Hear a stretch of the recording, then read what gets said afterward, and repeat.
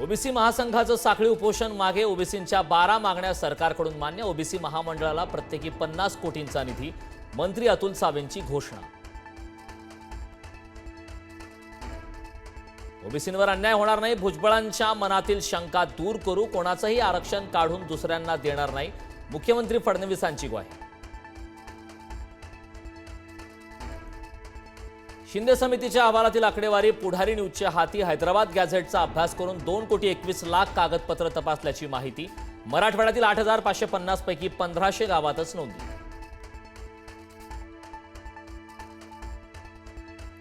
कोणी कितीही उपसमित्या केल्या तरी आरक्षण घेणारच मी, माझ्या समाजाला आरक्षण मिळवून देण्यासाठी सक्षम, मनोज जरांगे पाटलांचं वक्तव्य। तर ओबीसींप्रमाणे दलित मुस्लिमांसाठीही मंत्रिमंडळ उपसमिती स्थापन करा, जरांगेंची मागणी। जातीपातीचे गट करून उपसमिती बनवणं हे काही योग्य नाही, समाजावर अन्याय होत असेल तर भुजबळांनी राजीनामा दिला पाहिजे, संजय राऊतांचा हल्ला।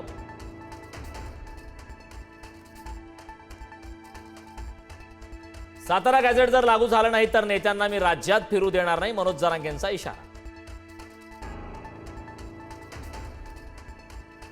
छगन भुजबळ म्हणजे पक्षाचं कार्यकर्त्यांचं अस्तित्व संपवणारा माणूस, जरांगेंचं टीकास्त्र।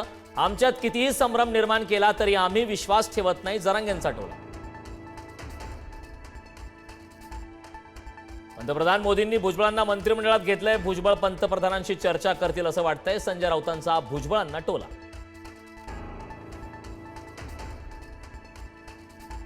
शिंदेंच्या सेनेचे खासदार मिलिंद देवरांचं मुख्यमंत्री फडणवीसांना पत्र। मुंबईतील आंदोलनासाठी नियमावली निश्चित करण्याची मागणी। आझाद मैदान आणि दक्षिण मुंबईतील आंदोलनाबाबत व्यक्त केली चिंता। मुंबईत आम्ही मराठी माणसं आंदोलन करू, नाहीतर हैदोस घालू, तुम्ही कोण आम्हाला विचारणार आहे, संजय राऊतांचा मिलिंद देवरांना संतप्त सवाल। उद्योगपती गौतम अदानींनी घेतली शरद पवारांची भेट। पवारांच्या सिल्वर ओक निवासस्थानी जाऊन घेतली भेट, भेटीचं कारण मात्र गुलदस्त्यात।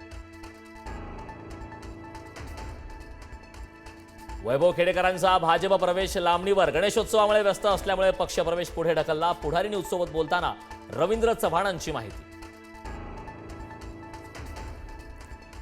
ईदच्या शासकीय सुट्टीत बदल केल्याची माहिती। मुंबईसह उपनगरात 5 ऐवजी 8 सप्टेंबरला ईदची शासकीय सुट्टी।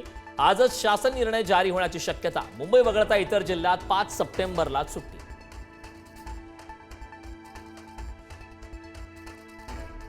लालबागच्या राजा मंडळाला मानवाधिकार आयोगाची नोटीस। सामान्यांची दर्शन रांग आणि व्हीव्हीआयपी दर्शनावरून बजावली नोटीस। दर्शन व्यवस्थेत भेदभाव का, अशी विचारणा करत अहवाल सादर करण्याच्या केल्या सूचना।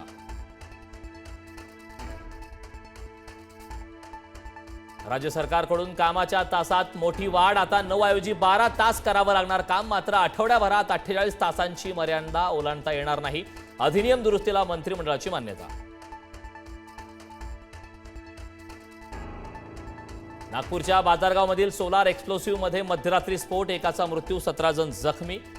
प्लॅनेटमध्ये आरडीएक्सची निर्मिती होत असल्याची माहिती। सिंधुदुर्गच्या वैभववाडीतील गगनबावडा घाटात दरड कोसळली। मोठे मोठे दगड आणि माती रस्त्यावर आल्याने वाहतूक ठप्प। कोल्हापूर आणि सिंधुदुर्गला जाणाऱ्या प्रवाशांची गैरसोय।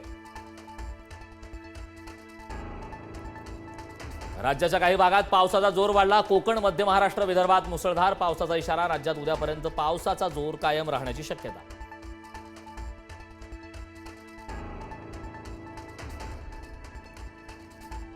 तीन दिवसांपासून पावसाची विश्रांती। पाऊस ओसरला तरीही पैनगंगा नदी खवळलेली। सहस्त्रकुंड धबधब्यावरील पैनगंगा नदीचं रौद्र रूप समोर।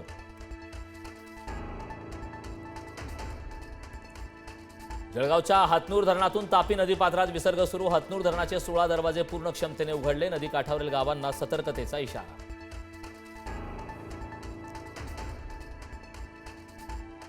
उजनी धरणातून भीमा नदी पात्रात 20,000 क्युसेकने पाण्याचा विसर्ग। पूर परिस्थिती नियंत्रणात ठेवण्यासाठी धरणाच्या 16 दरवाजांमधून पाण्याचा विसर्ग।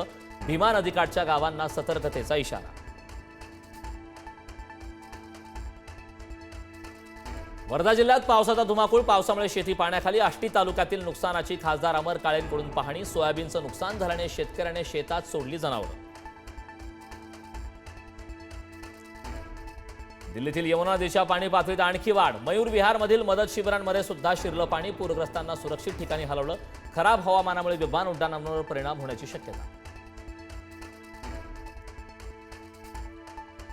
शिर्डीच्या साईबाबांना दुबईतील भाविकांकडून 1.5 कोटींचं सुवर्णदान, 1 किलो 623 ग्रॅम वजनाची ओम साईराम सुवर्णाक्षर साई सरणी अर्पण. साताऱ्याच्या कास पठारावर आजपासून फुलोत्सव, विविध फुलांच्या रंगछटांनी निसर्गाची उधळण, पर्यटकांसाठी अनोखी पर्वणी.